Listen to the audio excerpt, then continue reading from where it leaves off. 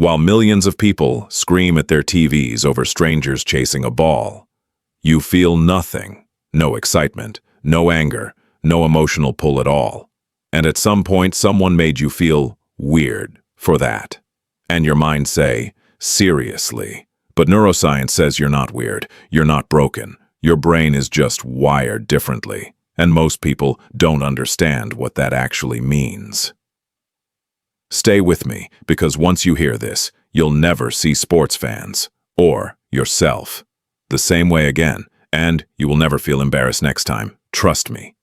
Not caring about sports doesn't mean you lack passion. It doesn't mean you're boring, and it definitely doesn't mean something is missing in you.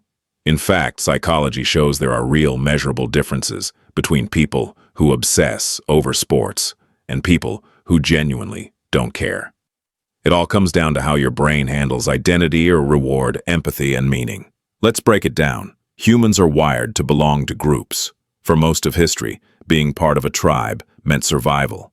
Sports are basically modern tribes, just with jerseys, chants, and merchandise. When fans watch their team, their brain releases oxytocin. That's the bonding hormone, the same chemical that strengthens family ties. But people who don't care about sports, they don't rely on tribal identity to feel complete. Studies show they think less in us versus them terms. Their sense of self isn't anchored to a group. They don't automatically feel loyalty or hatred based on a logo, and that changes everything. Sports fans get dopamine hits every time something exciting happens. A goal, a comeback, a last-second win. It's the thrill of unpredictability, the same reward system that makes gambling addictive. But if you don't care about sports, your brain doesn't respond the same way. Some people are genetically less sensitive to dopamine spikes tied to competition and outcome watching. So when others feel excitement, you feel nothing. And that indifference, it might literally be in your DNA. If you don't care about sports, you probably notice something else. Small talk about games drains you. Watching grown adults argue over teams feels pointless. And you've wondered why so many people build their identity around something they don't control. That's not arrogance. That's a different reward system at work. Sports fans experience something called basking in reflected glory. When their team wins, they say, "We won." When their team loses, they say, "We lost." Non-fans don't do this. Their self-esteem isn't outsourced. It doesn't rise or fall based on someone else's performance. They feel whole without borrowing achievement from a scoreboard. Here's the uncomfortable part. Society quietly rewards tribal passion more than quiet independence. That's why sports obsession looks normal and disinterest gets labeled as boring. But psychologically, there's no evidence that sports fans are more fulfilled, only that they express meaning more loudly. Sports fans invest empathy in teams and players they'll never meet. Non-fans send that empathy somewhere else.